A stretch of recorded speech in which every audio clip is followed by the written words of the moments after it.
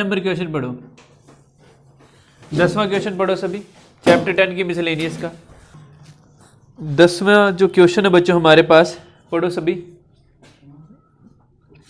एक समांतर चतुर्भुज की संलग्न भुजाएं 2 आई कैप माइनस 4 जे कैप प्लस 5 के कैप और आई कैप माइनस 2 जे कैप माइनस 3 के कैप है, इसके विकर्ण के समांतर एक मात्रक सदिश ज्ञात कीजिए, इसका क्षेत्रफल भी ज्ञात करें। देखो बच्चों वो क्या कह रहे हैं कि एक पैरेललोग्राम है आपके पास ए बी सी डी, इसकी एडजेसेंट साइड्स वेक्टर की फॉर्म में दे रखी है, 2 आई कैप माइनस 4 जे कैप प्लस 5 के कैप, और है बच्चों I cap minus 2 J cap minus 3 के कैप।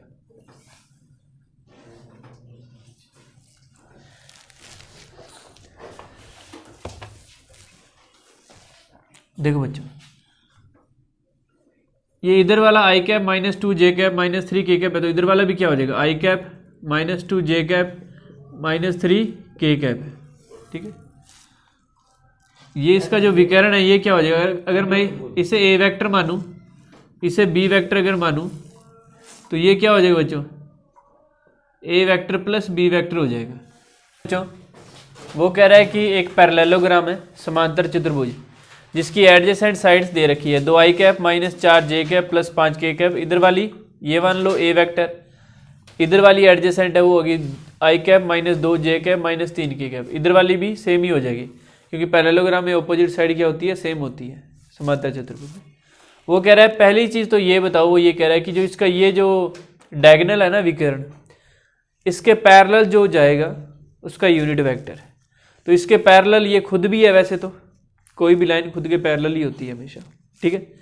दूसरी बात ये कि इसके पैरेलल जो होगा वो ए प्लस बी होगा, आगे बात समझ, ये जो विकर्ण है डायगोनल इसके पैरेलल कौन होगा, त्रिभुज का नियम लगेगा ना इसमें, ए वेक्टर बी वेक्टर, तो ये क्या हो जाएगा ए प्लस बी वेक्टर। हमें ए प्लस बी वेक्टर का क्या फाइंड करना है, यूनिट वेक्टर, तो हम ऐसे लिखेंगे बाय वेक्टर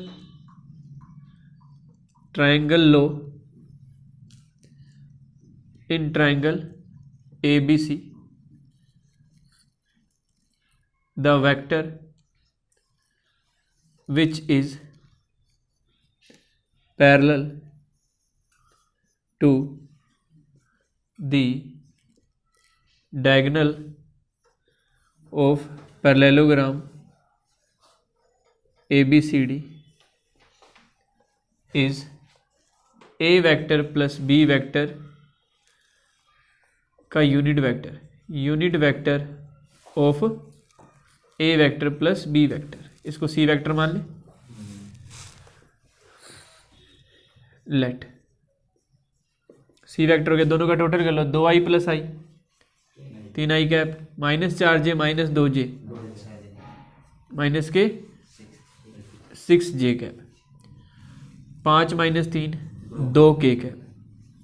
वो कह रहा है इसका यूनिट वेक्टर फाइंड करना है, यानी हम फाइंड कर लेंगे सी कैप, क्या होता है सी वेक्टर अपॉन में मैग्नीट्यूड ऑफ सी वेक्टर,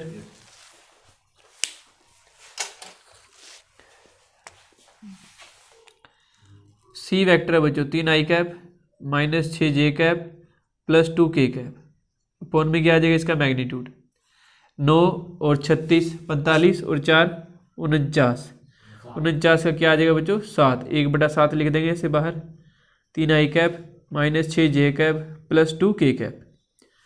तो ये तो वो यूनिट वेक्टर आ गया जो इसके डायगोनल के क्या है पैरेलल है, विकर्ण के क्या है समांतर है, ठीक है।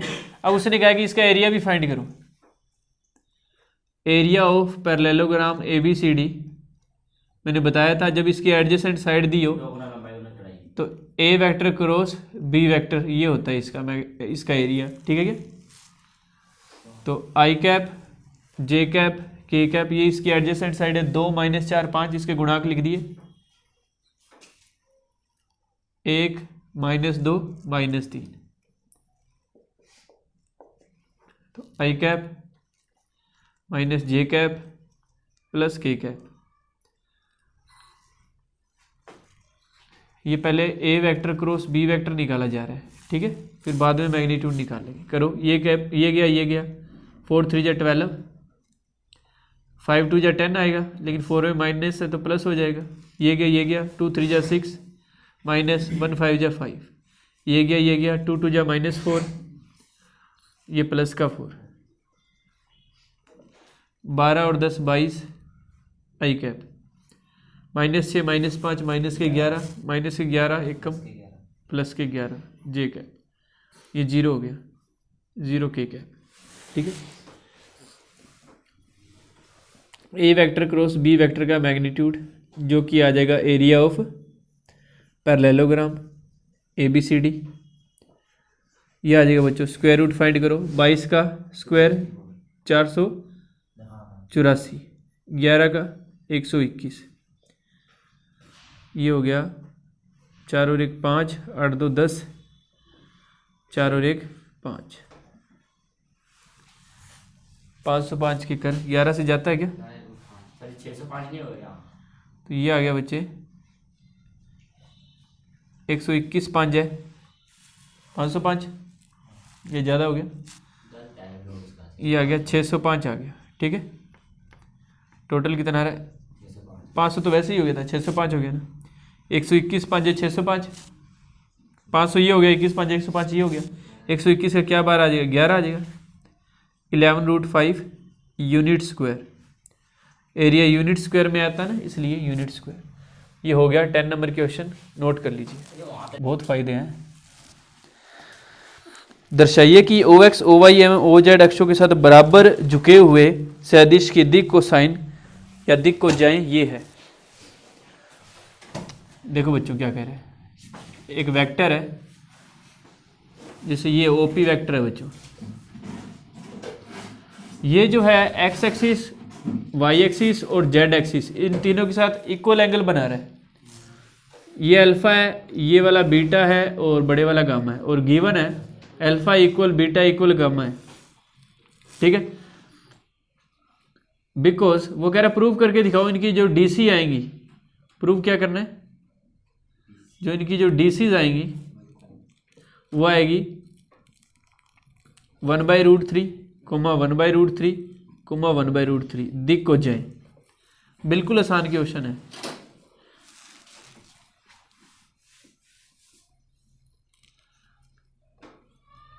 रिलेशन बिटवीन DCs क्या होता है? Cos square alpha plus cos square beta plus cos square gamma, कितना होता है? 1 होता है। बताया था cos square alpha cos square beta cos square gamma 1 होता है। अल्फा बीटा गामा तीनों सेम है, तो तीनों की जगह क्या लिख दें? अल्फा ही लिख दें। तो ये 3 कोस स्क्वायर अल्फा हो गया, तो कोस स्क्वायर अल्फा इक्वल 1/3, तो कोस अल्फा इक्वल आ गया 1/√3, स्क्वायर हटा के रूट लगा दिया, ठीक है। अल्फा बीटा गामा सेम है, तो cos alpha equal cos beta equal cos gamma. Then cos alpha cos beta cos gamma, तीनों ही कितने आ गए? 1/√3 1/√3 1/√3। प्लस माइनस इसलिए नहीं लगाया क्योंकि क्वेश्चन वाले को प्लस वाली चाहिए थी, तो सिर्फ प्लस वाली लिखी है, ठीक है। अगली बात समझ हो गया, ये नोट कर लो। 12 नंबर क्वेश्चन पढ़ो, 12 नंबर पे इंपॉर्टेंट लगाओ, 12 नंबर पे इंपॉर्टेंट लगा ले। ए वेक्टर दे रखा है बच्चों और बी वेक्टर दे रखा है, सी वेक्टर दे रखा है। पहले वेक्टर लिख लेते हैं। ए वेक्टर है i cap plus 4j cap plus 2k cap. B vector है 3i cap minus 2j cap plus 7k cap. C vector है 2i cap minus j cap plus 4k cap. ये given है हमें सब कुछ। वो कह रहा है डी वेक्टर जो है, d vector is perpendicular on a vector and b vector. Also c vector dot d vector बच्चों हमें कितना दे रखा है? 15, 15, इतना कुछ दिया हुआ है और हमें फाइंड क्या करना है, डी वेक्टर, ये गिवन है, फाइंड करना है बच्चों हमें डी वेक्टर। देखिए सबसे पहले बात करते हैं, we know that the vector which is perpendicular with a vector and b vector is a vector cross b vector, और we can say lambda a vector cross b vector। इस बात का मतलब समझना ध्यान से। जो d वेक्टर है बच्चों, उसने कहा कि d वेक्टर है वो a और b के क्या है, परपेंडिकुलर है, लंबवत है। ध्यान से समझो, नोट मत करो साथ। डी वेक्टर जो है वो ए वेक्टर और बी वेक्टर क्या है, लंबवत है, परपेंडिकुलर। तो डी वेक्टर इक्वल आ गया बच्चों लैम्डा ए वेक्टर क्रॉस बी वेक्टर। इस बात को समझो डायग्राम से। ये ए वेक्टर है बच्चों, ये ए वेक्टर है, ये बी वेक्टर है। वो कह रहा है एक तीसरा वेक्टर है डी वेक्टर, ये जो है परपेंडिकुलर है इन दोनों के साथ, इन दोनों के साथ 90 डिग्री का कोण बना रहा है। एक्चुअली वो ऐसे है, ये ए वेक्टर है, ये बी वेक्टर, ये वाला डी वेक्टर है, ये वाला डी है, लेकिन हमें इसकी लेंथ नहीं पता कि ये कितना लंबा है, इसकी लेंथ कितनी है। तो उसकी लेंथ हमने मान ली कि लैम्डा, इसकी लंबाई कितनी। ये ए क्रॉस बी क्या होता है, ए क्रॉस बी आता है इन दोनों के परपेंडिकुलर, लेकिन वो डी वेक्टर कह रहा है। तो डी अगर कोई वेक्टर है, इनके परपेंडिकुलर तो कितने भी वेक्टर हो सकते हैं, ठीक है। एक यहाँ तक आया, दूसरा यहाँ तक, यहाँ तक, यहाँ तक, कितने मर्जी हो सकते हैं, लेकिन कोई पर्टिकुलर डी वेक्टर है तो उसकी कोई पर्टिकुलर लेंथ होगी, तो वो मान ली हमने लैम्डा। अगली बात समझ। तो हमें एक तो लैम्डा की वैल्यू फाइंड करनी है, लैम्डा की वैल्यू आ जाएगी तो उस केस के अंदर हमारे पास डी वेक्टर आ जाएगा। ए क्रॉस भी तो अपने फाइंड कर ही लेंगे, ठीक है। अब ध्यान से देखो, A vector cross B vector find कर लेते हैं पहले। I cap, J cap, K cap, बोलो ए वेक्टर क्या है, 1 4 2 3 -2 7। तो आई कैप माइनस जे कैप प्लस के कैप, ये गया 7 चुके 28 माइनस प्लस हो जाएगा 4, ये गया 7 एकम 7, 3 दूनी 6, ये गया -2, 3 चुके 12, 28 और 4 32, आई कैप 7 में से 6 गया -1 प्लस जे कैप 12 और 2 14 माइनस के 14 के कैप, ठीक। 7 में से हाँ ठीक है, माइनस का जे कैप। अब बच्चों ये आ गया हमारा ए वेक्टर क्रॉस बी वेक्टर, इसे हम पुट करते हैं, पुट इन 1। तो डी वेक्टर किसके बराबर आ गया, लैम्डा 32 आई कैप माइनस जे कैप माइनस 14 के कैप। अपना टारगेट है बस लैम्डा की वैल्यू फाइंड करना, वो यहाँ पुट कर देंगे, आंसर आ जाएगा, ठीक है। इक्वेशन नंबर 2, इसको 1 दे देते हैं, इसको 2, ये थर्ड वाली हो जाएगी, पुट इन 1। पहली इक्वेशन में पुट करते हैं, क्योंकि सी वेक्टर डॉट डी वेक्टर हमें कितना दिया है, 15 दिया है। सी वेक्टर पुट करो, 2 आई कैप माइनस जे कैप प्लस 4 के कैप डॉट डी वेक्टर की वैल्यू पुट करते हैं। ये जो लैम्डा ये कोस्टेड है, ये बाहर लिख दिया, लैम्डा कोस्टेड है, बाहर लिख दिया। 32 आई कैप माइनस जे कैप माइनस 14 के कैप इक्वल में है 15 लैम्डा। 2 आई कैप 32 आई कैप के साथ होगा 32 दूना 64, -1 को -1 से करेंगे +1, 4 चौके 14 चौके 56 इक्वल में 15 लैम्डा। 64 में से 56 गए, कितने बच गए, 4 4 8 और 1 9 इक्वल में 15। तो लैम्डा आ गया बच्चों 15/9, लैम्डा आ गया 3 की टेबल से 3 5 जा 3 3 जा, तो 5/3 आ गया। लैम्डा आ गया बच्चों 5/3। ए क्रॉस बी भी है हमारे पास, ये हमारे पास ए क्रॉस बी है और लैम्डा भी है। तो यहाँ वैल्यू पुट कर देता हूँ मैं इक्वेशन 3 में, ये पुट इन 3। बस लैम्डा की वैल्यू फाइंड करनी थी, हमें डी वेक्टर चाहिए था ना, D vector equal lambda, lambda की वैल्यू पुट कर दी तो डी वेक्टर इक्वल आ गया, लैम्डा की जगह पुट कर दिया 5/3 और ये आ गया 32 आई कैप माइनस जे कैप माइनस 14 के कैप। डन, ये डी वेक्टर आ चुका है। हाँ वो एक ही बात है, मर्जी है, अंदर 5 मल्टीप्लाई करना चाहो तो कर दो, जिससे कोई बात नहीं। तो ये डी वेक्टर आ गया, यही आंसर है। अच्छा क्वेश्चन था, इंपॉर्टेंट है, नोट कर लो।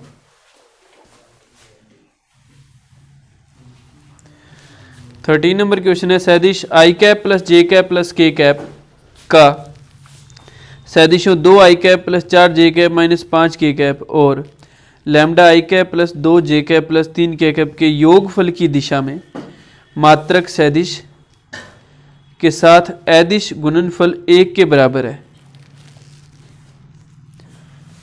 वो कह रहा है कि ए वेक्टर मान लिया मैंने इसको, आई cap plus J cap plus K cap को लेट किया है। बी वेक्टर मान लिया बच्चों किसको, 2 आई कैप प्लस 4 जे कैप माइनस 5 के कैप। सी वेक्टर किसे मान लिया, लैम्डा आई कैप प्लस 2 जे कैप प्लस 3 के कैप। वो कह रहा है ये जो ए वेक्टर है ना, इनका बी वेक्टर और सी वेक्टर के योगफल की डायरेक्शन के अंदर, के सम की डायरेक्शन के अंदर जो डॉट प्रोडक्ट है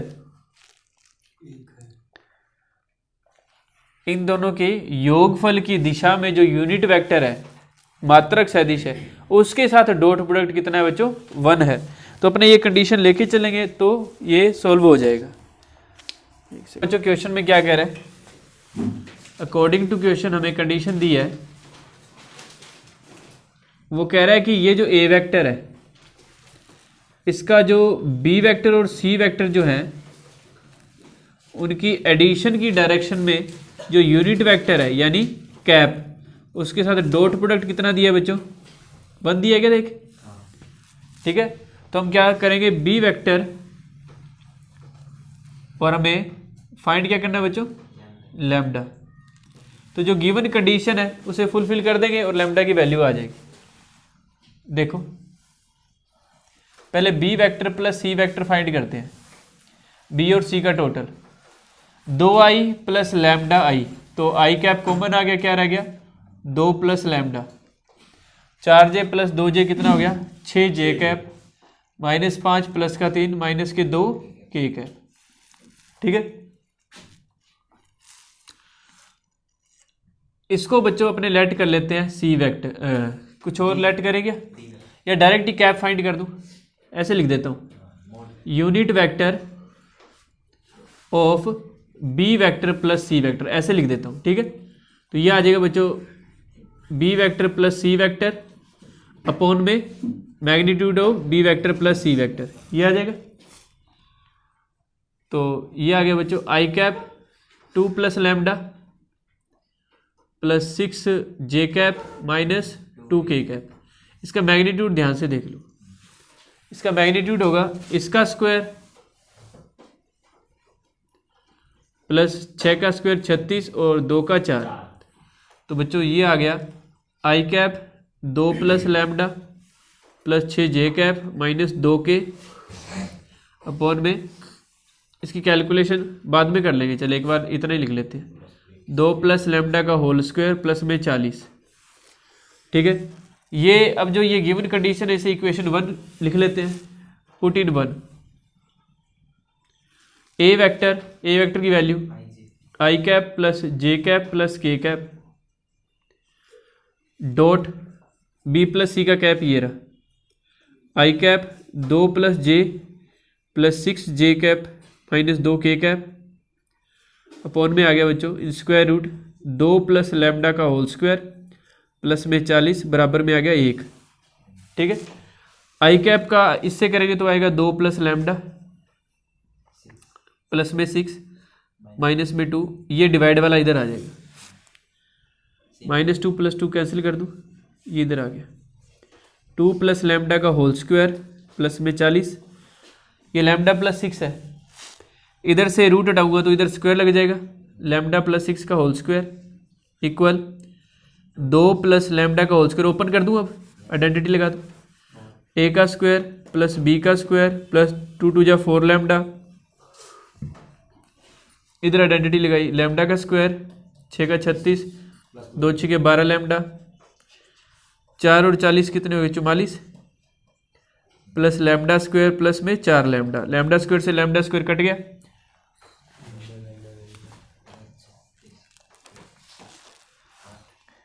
कितना रह गया 12 लैम्डा में से 4 लैम्डा घटा देते हैं, 8 लैम्डा, 44 में से 36 गया 8, ये रह गया, तो लैम्डा भी कितना आ गया बच्चों 1 आ गया, लैम्डा कितना आ गया 1 आ गया, इसे नोट कर लो, कंप्लीट हो गया ये।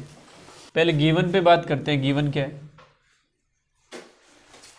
गिवन है बच्चों हमें A vector B vector C vector समान परिमाणों वाले परस्पर लंबवत सदिश है, ए वेक्टर बी वेक्टर सी वेक्टर इक्वल मैग्नीट्यूड है, इनका मैग्नीट्यूड क्या है इक्वल है, ए वेक्टर बी वेक्टर और सी वेक्टर इनका मैग्नीट्यूड इक्वल है, लेट कर लिया के है इक्वल है, और ये भी कहा है कि ये परपेंडिकुलर टू ईच अदर है, परस्पर क्या है लंबवत है, लंबवत का मतलब है कि a dot b, a perpendicular है बी वेक्टर के तो ए डॉट बी 0 हो गया, बी परपेंडिकुलर है सी वेक्टर के तो बी डॉट सी क्या हो गया, और ऐसे ही ए वेक्टर परपेंडिकुलर है सी वेक्टर के तो ए डॉट सी क्या हो गया 0 हो गया, ये कंडीशन हमें दी हुई है।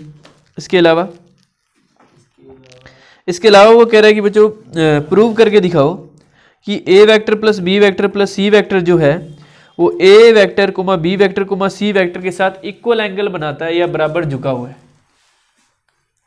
प्रूव क्या करना है कि ए vector plus B vector plus C vector is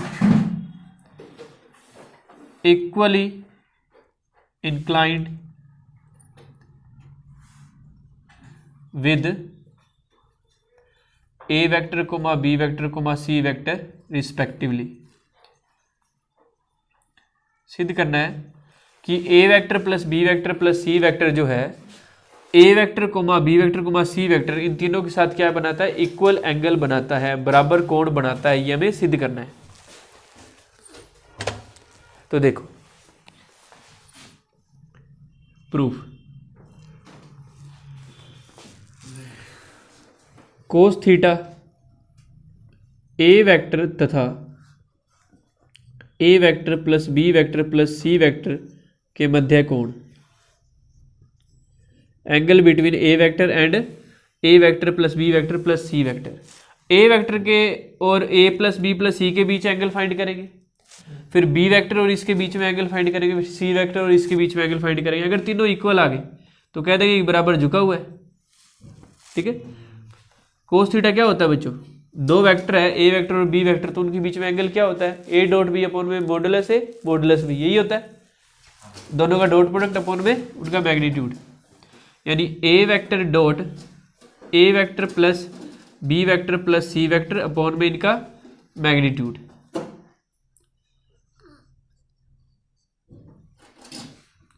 तो कोस थीटा आ गया बच्चों, देखो ध्यान से,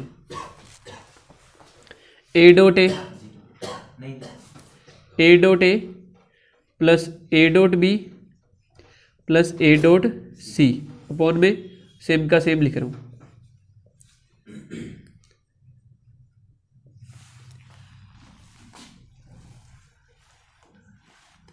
कोस थीटा बराबर आ गया बच्चों, ए डॉट ए होता है मैग्नीट्यूड ए का होल स्क्वायर, सही बात है। ए डॉट बी और ए डॉट सी बच्चों ये जो समीकरण 1 है, समीकरण 1 से मान रख दिया, इसमें 0 हो गई, ये दोनों पोर्शन 0 हो गए, तो क्या रह गया मैग्नीट्यूड ऑफ ए का स्क्वायर अपॉन में magnitude of A vector upon में magnitude of A vector plus B vector plus C vector, 1 से 1 कट गया। कोस थीटा बराबर मैग्नीट्यूड ए की जगह वैल्यू पुट कर दी बच्चों मैंने के, क्या पुट कर दी के, तो ये आ गया के अपॉन में A vector plus B vector plus C vector, equation number 2। Now अब ये वाली लाइन ए वेक्टर तथा अब बी वेक्टर तथा इसके बीच में कौन निकाले, बी वेक्टर तथा A vector plus B vector plus C vector के मध्य कोण, angle between B vector and A plus B plus C. क्या आएगा बच्चों, कोस थीटा बराबर बी वेक्टर का डॉट प्रोडक्ट किसके साथ, A vector plus B vector plus C vector upon में इन दोनों का मैग्नीट्यूड।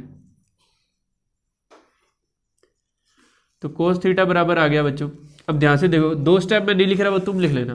बी वेक्टर डॉट ए वेक्टर 0 हो जाएगा, ये देखो b vector dot B vector को लिख दूंगा मैग्नीट्यूड ऑफ बी वेक्टर का square, b vector dot c vector 0 हो जाएगा, अपॉन में क्या है magnitude of B vector magnitude of A vector plus B vector plus C vector. ये एक तो कट गया, एक जो रह गया उसकी वैल्यू तीनों बराबर है तो के लिख दूं। कोस थीटा बराबर के डिवाइड में magnitude of A vector plus B vector plus C vector 2। तीसरा फाइंड करने की जरूरत नहीं है, सिमिलरली ए वेक्टर तथा सी वेक्टर तथा A vector plus B vector plus C vector के मध्य कोण, angle between C vector and A plus B plus C. क्या आ जाएगा, कोस थीटा बराबर के अपॉन में magnitude of A vector plus B vector plus C vector. Equation number 3 तो अपने क्या कह देंगे, समीकरण 2, 3 तथा 4 से हम कह सकते हैं कि ए vector comma B vector comma C vector A plus B plus C vector के साथ बराबर कोण बनाता है। आगे बात समझ, नोट कर लो, इसे हो गया।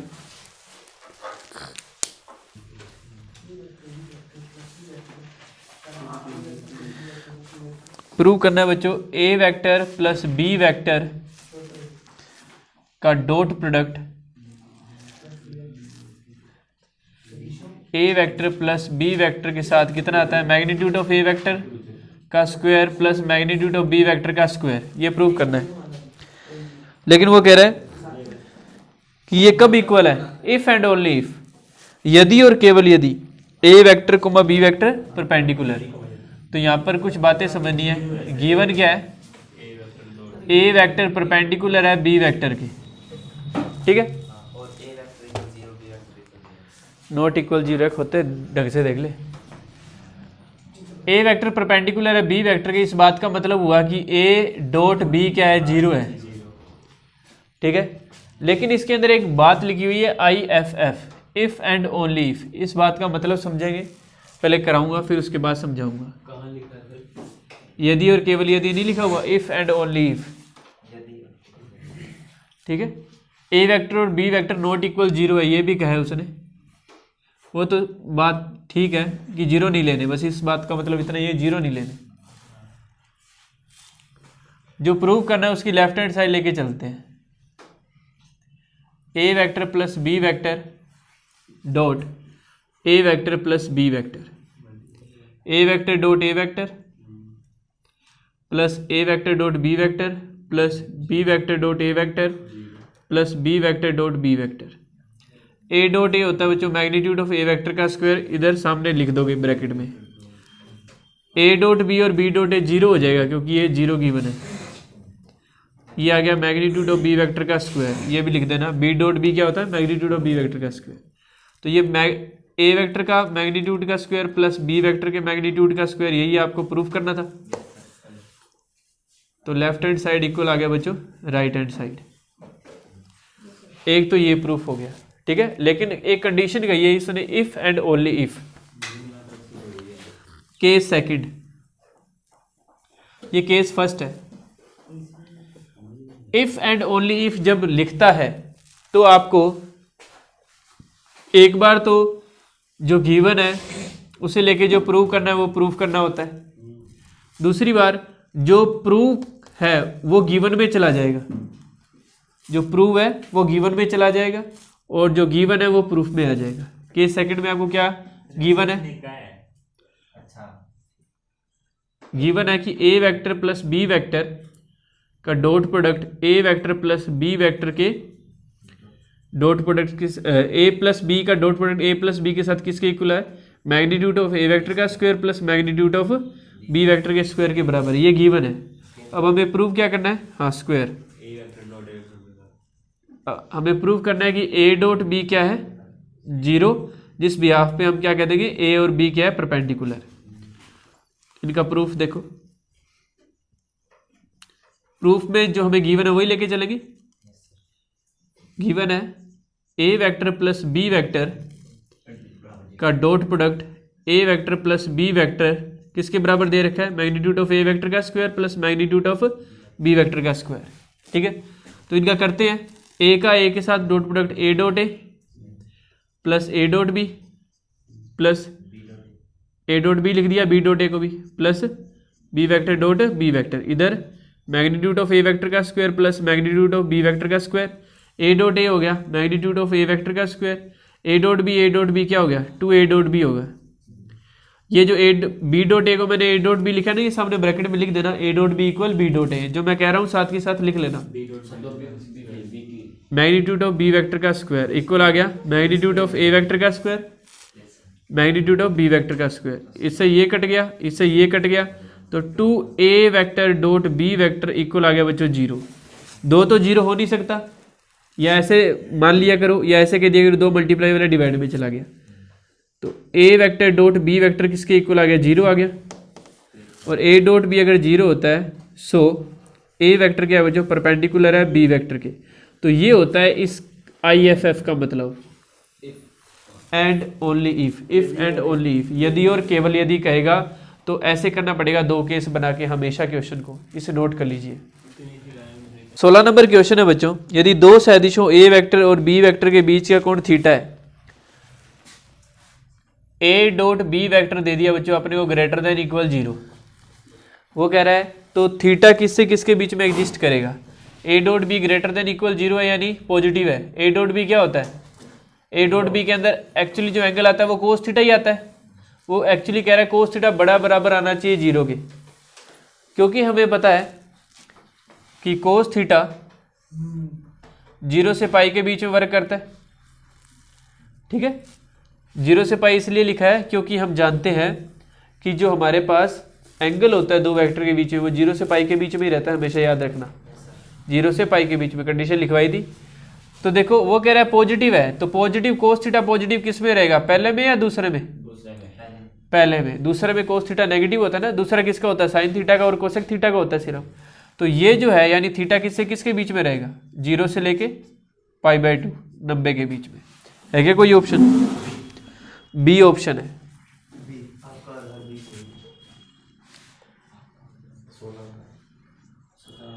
17 नंबर क्या कह रहे हैं, मान लो ए वेक्टर और बी वेक्टर 2 मात्रक सदिश है, यूनिट वेक्टर है, जिसमें से इनका मैग्नीट्यूड क्या है बच्चों, 1 है। उनके बीच का एंगल बीच का कोण थीटा है, तो A vector plus B vector एक मात्रक सदिश है यदि इनके बीच एंगल दे दिया बच्चों थीटा, तो A vector plus B vector एक का मैग्नीट्यूड, ए वेक्टर प्लस बी वेक्टर का मैग्नीट्यूड कितना होता है, ये यूनिट वेक्टर होगा, ध्यान से देख लो, A vector plus B vector, इसका स्क्वायरिंग बोथ साइड कर दी, तो A vector plus B vector dot A vector plus B vector equal आ गया 1। ए डॉट ए क्या आ गया, मॉडुलस ए का स्क्वायर, ये आ गया 2a dot B plus modulus b का स्क्वायर इक्वल 1। ये 1 है, ये 2a dot B plus 1 equal 1, 1 से 1 कट गया, तो 2a डॉट बी आ गया बच्चों इक्वल माइनस का 1, तो a डॉट बी क्या आ गया, माइनस के 1/2। तो अब तुम खुद सोचो, कोस थीटा होना चाहिए माइनस का 1/2, सही बात है, क्योंकि ए डॉट बी क्या होता है, modulus a modulus b cos theta होता है, मॉडुलस ए और मॉडुलस बी तो क्या दे रखा है, 1 दे रखा है, तो कोस थीटा बराबर आ गया बच्चों माइनस का 1/2। इस बात का मतलब है 1/2 कितने डिग्री पे होता है, π/3 पे होता है, 60 डिग्री पे, तो क्योंकि ये सेकंड क्वाड्रेंट में आएगा इसलिए थीटा आएगा पाई माइनस पाई बाय 3, तो थीटा आ गया 2 पाई बाय 3। कोई ऑप्शन है 2 पाई बाय 3 है? सी ऑप्शन, डी है क्या, सॉरी डी ऑप्शन।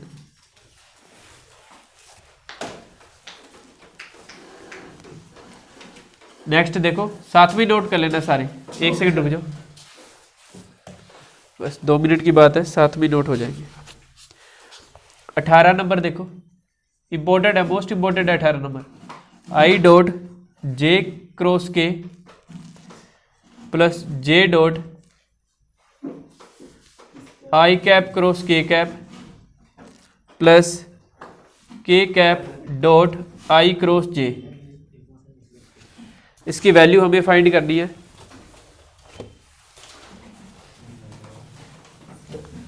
सैदिश रूल क्या कहता है? ये आई कैप है, ये जे कैप, ये के कैप है, ध्यान से देखो, ये I cap as it is dot J cross K क्या है? जे क्रॉस के क्या है बच्चों? आई है, plus J cap dot I cross K क्या है? आई क्रॉस के माइनस जे, प्लस के कैप क्या है? आई क्रॉस जे क्या? आई क्रॉस जे के कैप है। आई डॉट आई 1 हो गया, जे डॉट जे 1 हो गया, लेकिन -1, ये +1, ये कट गया, 1 आ गया। कौन सा ऑप्शन है? सी ऑप्शन है। लास्ट देखो,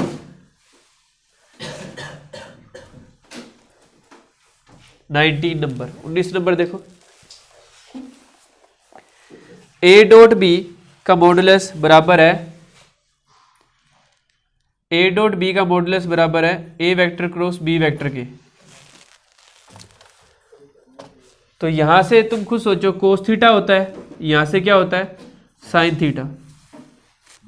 ए डॉट बी आप लिखोगे ना modulus a modulus b cos theta, इधर लिखोगे modulus a modulus b sine theta, तो ये कट जाएंगे, कोस थीटा बराबर आ गया साइन थीटा, तो थीटा हो गया बच्चों 45 डिग्री π/4। 1/√2 वैल्यू देता है ना 45 पे।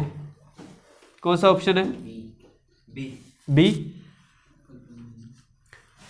तो बच्चों इस तरीके से ये चैप्टर 10 की मिसलेनियस कंप्लीट हो चुकी है आपकी। ठीक है, रिवाइज करो मन लगा के।